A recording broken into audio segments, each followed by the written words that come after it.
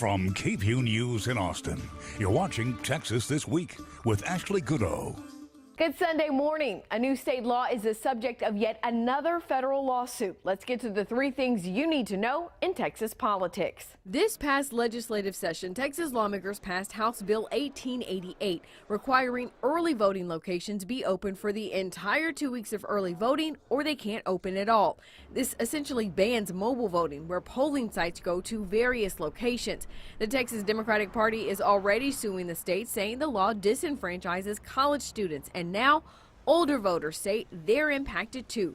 U.S. Army veteran Terrell Blodgett is a plaintiff in the latest lawsuit. He lives in a senior community that was a mobile voting location until the November election. The 96-year-old says because the polls couldn't come to him, he couldn't vote for the first time in years. We reached out to the Secretary of State, who the lawsuits are filed against. Staff in her office say they don't comment on pending litigation. Today marks an important deadline for state agencies. Governor Greg Abbott reportedly sent a letter to agency leaders giving them until December 1st to submit plans to his office showing how they will scale down regulations, reduce licensing fees, and remove barriers that prevent people with criminal records from getting occupational licenses where appropriate. Governor Abbott wrote the state should give Texans the opportunity to earn a living free from unnecessary state intrusion.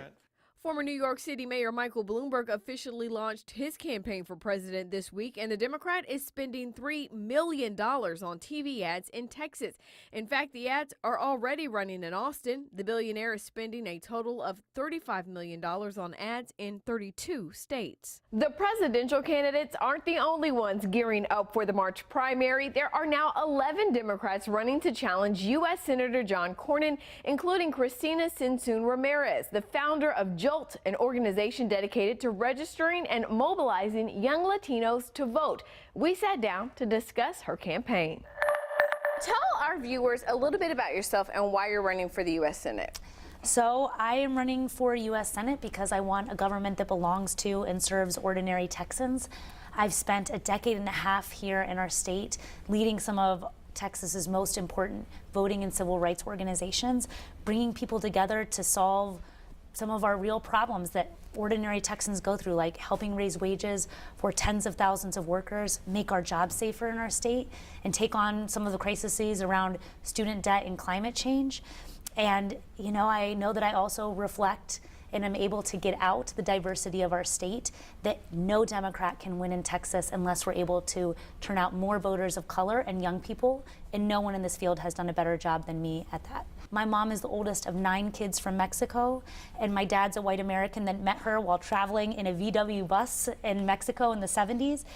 And I grew up with this great perspective that, you know, while there were a lot of differences between my Anglo and Mexican families, that at the end of the day, every single family wants the same thing for their children, regardless of where they come from, the color of their skin, who they pray to, or who they love, that we all want our children to be safe, to be healthy, and to go to great schools. And that's why I'm running for U.S. Senate, because I believe every single Texas family can have that, and every single Texas family deserves that. You know, you have not held a public office before, so do you think it's a little ambitious to jump to the U.S. Senate? Well, of course, in Texas, we always dream big because we are big.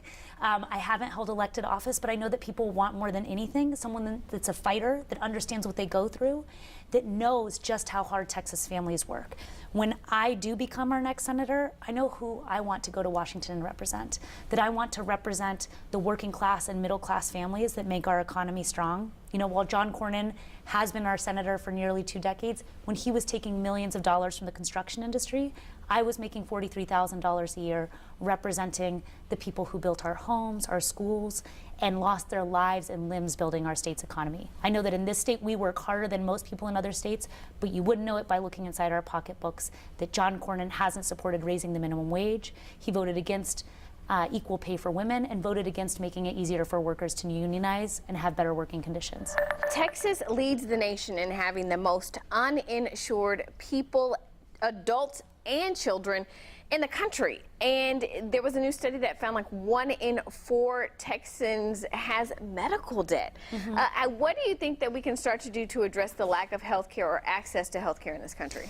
You know, if I were John Cornyn, I would be embarrassed that he's been our senator for nearly 2 full decades, and he has done so much damage and harm to have us be the highest uninsured rate in the country. Not only do I support, of course, making the Affordable Care Act stronger, but I think we need Medicare for all, especially here in Texas, that we have created a system where private insurance companies have profited off of our pain, our suffering and illness, and it's created the most expensive healthcare system in the world with some of the worst outcomes of any industrialized nation.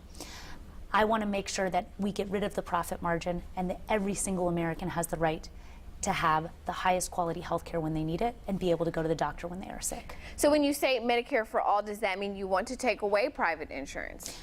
I want to make sure that we get out the profit motive that has caused so much damage.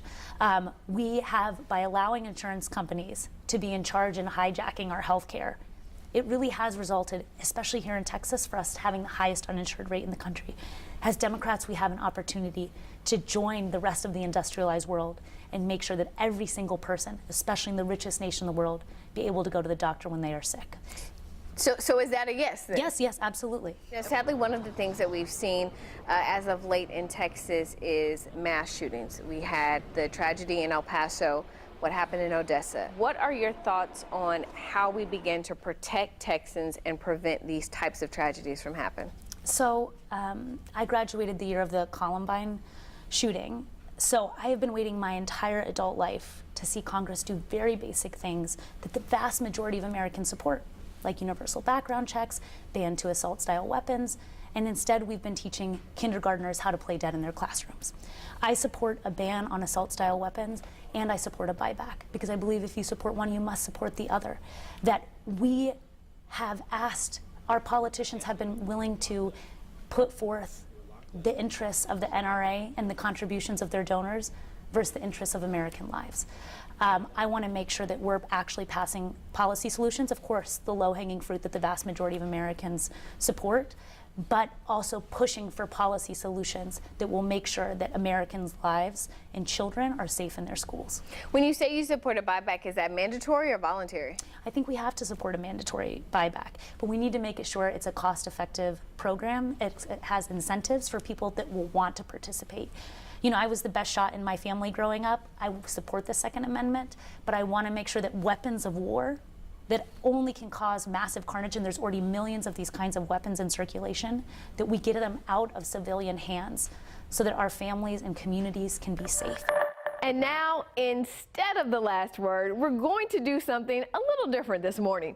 On the KVUE Facebook page, we have a series called Agree or Disagree with Ashley. And one of the previous episodes was on how to survive the holidays.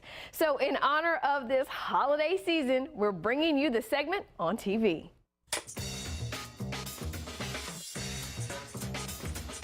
Hey guys, you know what's right around the corner? The holidays! Woo woo. Let's talk a little bit about how to survive the holidays. The first tip is make sure that your attitude is on 100. There are a lot of Grinches out there that are gonna try to steal your joy. And you know the number one thing to help you get your attitude together? Sweet potato pie. Honey, nothing tastes better than a sweet potato pie. That is just golden perfection. Have y'all had sweet potato pie? No, huh, cause you eat pumpkin pie. We're gonna have some pie. Yes. We're just gonna pause. Some useful tips for your holidays. Make sure that you have your antennas up, okay? Always surveying, monitoring. Paying attention to your surroundings will let you know when you need to enter or exit a room. Beep, beep, beep, beep, beep. Your auntie talking about such and such's marriage and why are you still single? How are those grades looking? Your antennas need to direct you out of the room. And then your antennas can also be used to save people. Captain, save a family member. This is your freshman year of college, right? Boom. Beeline, run interference. We all have that one person in our family who loves to cook that one dish, and they always want to put it on your plate. Oh, look, auntie, I got some of those Brussels sprouts. Oh my God. Oh. The other thing you can do is make sure you have your mind right before you get to going shopping. You have to have a game plan. Immediately send somebody to wait in line.